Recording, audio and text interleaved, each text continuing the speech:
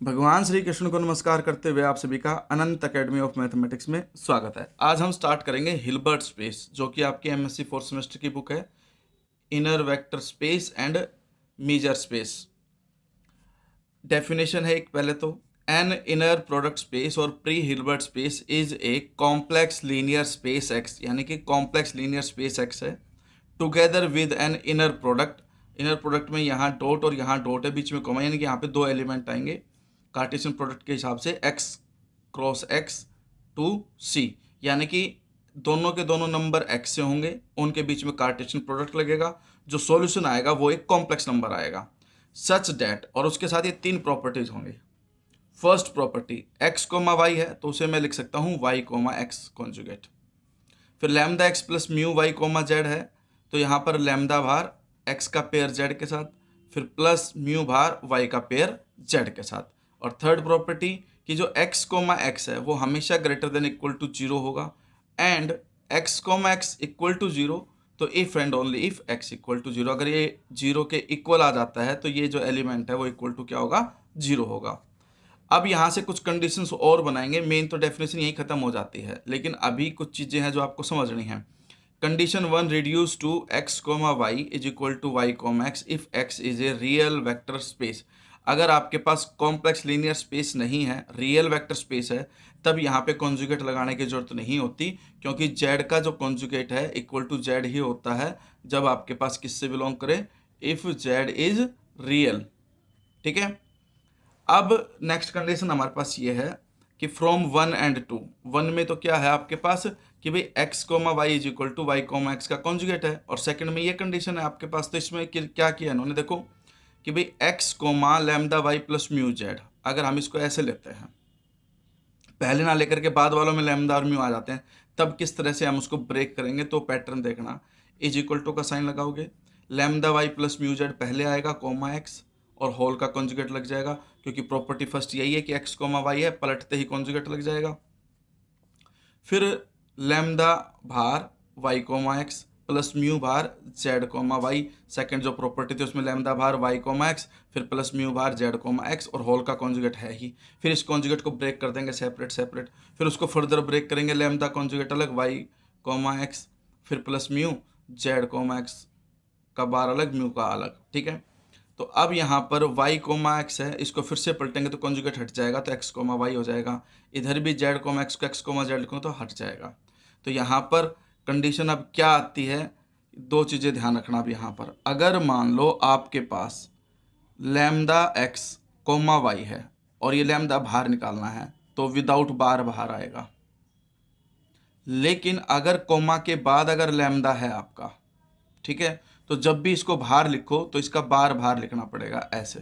तो इन दोनों में डिफरेंस समझ लेना, कॉमा से पहले वाले एलिमेंट के साथ है तो सीधा सीधा बाहर आ जाएगा, कोई कॉन्जुगेट नहीं लगेगा, लेकिन कॉमा के बाद जो दूसरा एलिमेंट अगर उसके साथ अगर ये स्केलर है तो उसका कॉन्जुगेट बाहर आएगा। ठीक है। रियल है तो कोई इशू नहीं है, लेकिन अगर इमेजनरी नंबर या कॉम्प्लेक्स नंबर है तो सीधी सी बात है उसका कॉन्जुगेट लिखा जाएगा।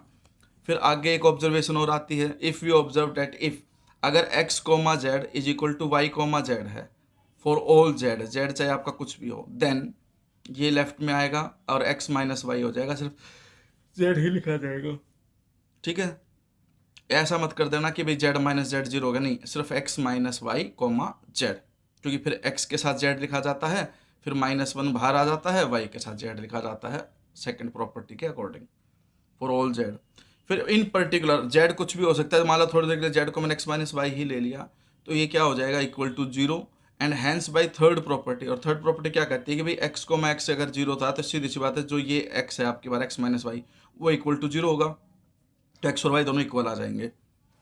फिर in any pre Hilbert space the following observations are immediate. अभी जो हमने किया उन्हीं को दोबारा से तरीके से लिखा गया है कि अगर x comma y plus z है तो x y comma y plus x comma z हो जाएगा, x कोमा लैम्डा वाई है तो lambda bar x comma y हो जाएगा। ठीक है। और अगर जैसे मान लो zero comma y x comma zero तो वो जीरो ही आएगा। उसके बाद ये है एक प्रॉपर्टी, और x minus y comma z है तो x के साथ z, फिर माइनस बार y के साथ z, और अगर x comma y minus z है तो x के साथ y माइनस एक्स के साथ z। यहाँ पर देखिए z है तो z x और y दोनों के साथ आएगा, और यहाँ पर x है और y माइनस जेड है, इसलिए x दोनों के साथ आएगा, y और z के साथ। और यहाँ पर z बाद में था तो दोनों में z बाद में लिखा गया, यहाँ x पहले तो दोनों में x पहले लिखा जाएगा। तो ये प्रॉपर्टी है। इसके साथ एक रिमार्क है और 2-3 एग्जाम्पल हैं, उनको देखिए। In a pre-Hilbert space, the scalar product x comma y is additive and homogeneous in the first factor, but additive and conjugate homogeneous in the second factor. First factor का मतलब ये है कि अगर मान लो रियल वेक्टर स्पेस है तो उसमें आपके पास सिर्फ एडिटिव होमोजीनियस होगा, और सेकंड केस यानी कि कॉम्प्लेक्स का अगर आपके पास क्राइटेरिया है, कॉम्प्लेक्स प्लेन है आपके पास, तब आप उसमें क्या करोगे, एडिटिव एंड कॉन्जुगेट होमोजीनियस। फिर ये एक एग्जांपल है भाई, x be the vector space of n tuples if x is equal to lambda 1 lambda 2 lambda n तक, and y is equal to mu 1 mu 2 up to mu n। तो हमारे पास एक pair बनता है, जैसे कि मान लो लैम्डा 1 फिर म्यू 1 लेकिन उसका बार, फिर प्लस का साइन, लैम्डा 2 म्यू 2 उसका बार, फिर प्लस सो ऑन करते करते लैम्डा n और म्यू n और म्यू n का बार। तो इसको मैं इस फॉर्म में लिख सकता हूँ कि लैम्डा k हो गया और म्यू k का बार हो गया, और k की वैल्यू 1 से लेकर के n तक, और ये क्या कहलाएगा आपके पास x कोमा y। तो x कोमा y का जो पेयर बनेगा वो इस तरह से बनेगा, ठीक है।